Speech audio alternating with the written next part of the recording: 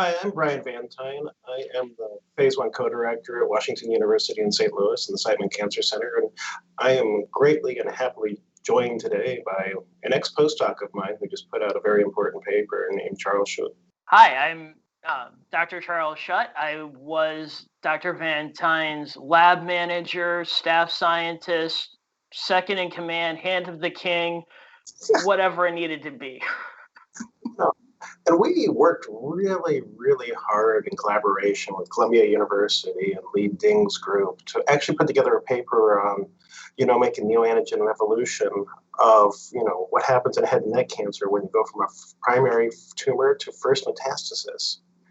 And we looked at neoantigens, we looked at genetic evolution, and we learned quite a lot doing this. Wouldn't you say, Charles?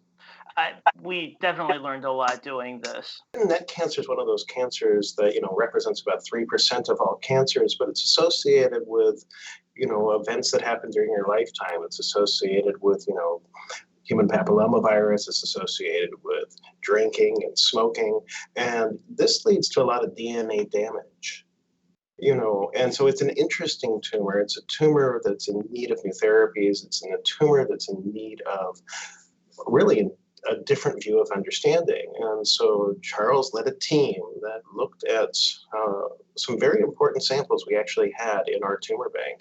Yeah, so this was a fun project for me to kind of step into. Dr. Ding's lab had already done a lot of the work isolating and doing all of the omic analysis, so looking at the DNA mutations over time, looking at RNA sequencing over time, predicting neoantigens over time. And I got to step into this and say, okay, we have all of this information, we have all of that, and we have this immunohistochemistry data from Dr. Ingham's group at Columbia University. What does it mean? And so that was very fun to take all of this and put together this story in our publication. We can't forget that Doug Atkins, 15 years ago, had the idea to start banking what he was doing. And so he runs a very large head and neck cancer clinic, and he was banking, primary tumors, and then he would be biopsying first metastases to prove it was cancer, and all of this was banked. And out of this became a really unique set of agents. We actually had 23 patients where we had not only the first primary tumor, but then we had outcomes data for when they actually metastasized, where they arose from, and what their genomics were. And I think this really began to give us a unique tool to really look at this from a different way. Definitely so. I think what was neat about Charles's background is he's actually a really well-trained immunologist, and he really began to piece together immunology of what was going on patient by patient. It's not a large data set, but we contacted other institutions looking for similar paired, consented patients, and they're really hard to find. And even in the modern day and age where we're doing this prospectively, this is our first glimpse into head and neck cancer where you actually get an idea of what's going on. At least to our knowledge, this is the first study where anyone has looked at paired samples and actually tried to predict neoantigen burdens and neoantigen changes over time. So it was very exciting for us to be able to pair that data with mutation data and with all of the other things we were able to do in this study. I think what it was kind of the most striking thing you showed me is when we started seeing neoantigens, not necessarily at the same place in the same genes, but within recurrent genes. Mm-hmm.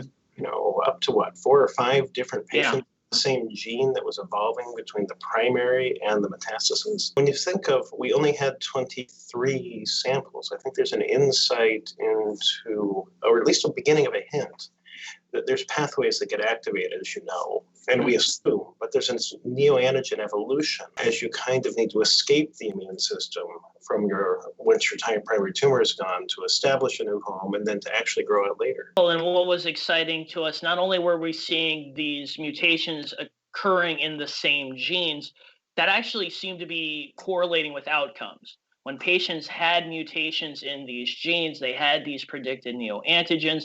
This seemed to be correlating with them living longer, having more T-cell infiltration into the tumor, positive things for the patient. So it was very exciting for us and hopefully interesting step forward for the field. I think one of the things that struck me is one of the genes that seems to get hit a lot is actually PI3 kinase. Mm-hmm. And that biology and the changes in that kinase may be much more important than we thought in terms of just direct drugging it.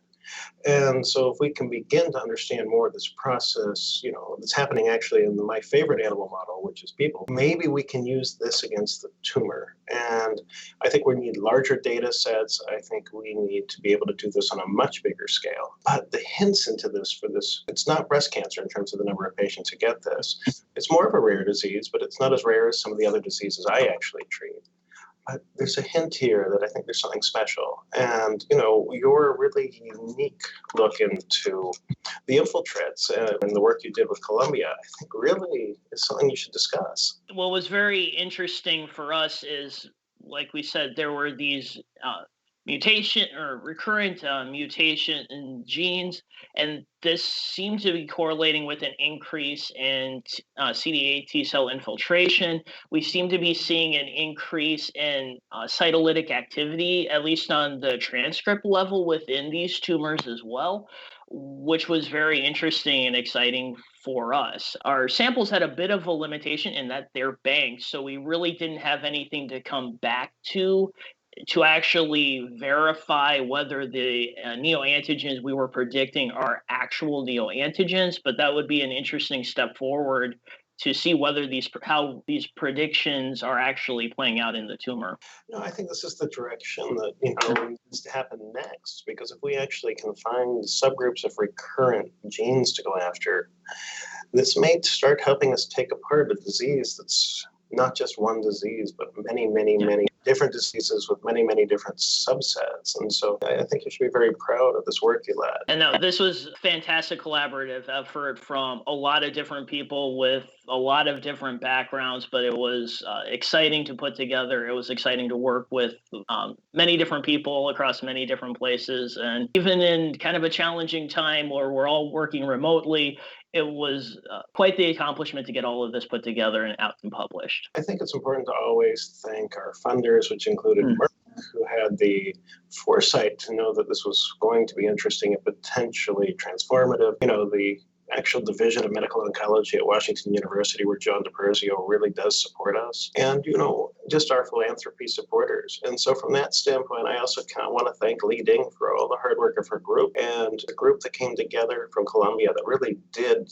make things happen in a way that I thought was really, really nice. And so, do you have any closing thoughts, Charles? I'd also like to thank the patients who were willing to let their samples be biopsied and banked for this study. We could not do this without them, so we're very grateful to have patients that are willing to participate with us. I look forward to collaborating. Charles moved to Japan just to escape me.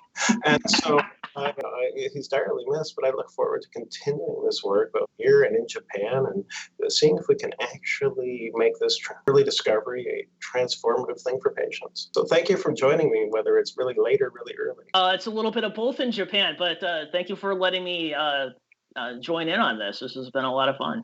And it's a lot of fun to talk about. This was really exciting work for us, and it's glad to see that it got published, that it's getting some push from Oncotarget, and it's been quite the experience. Yeah, we also want to thank the editors of Oncotarget for allowing us the ability to talk about this. So, yes. And thank you if you've made it to the end of the recording for listening. Thank you very much. Thank you.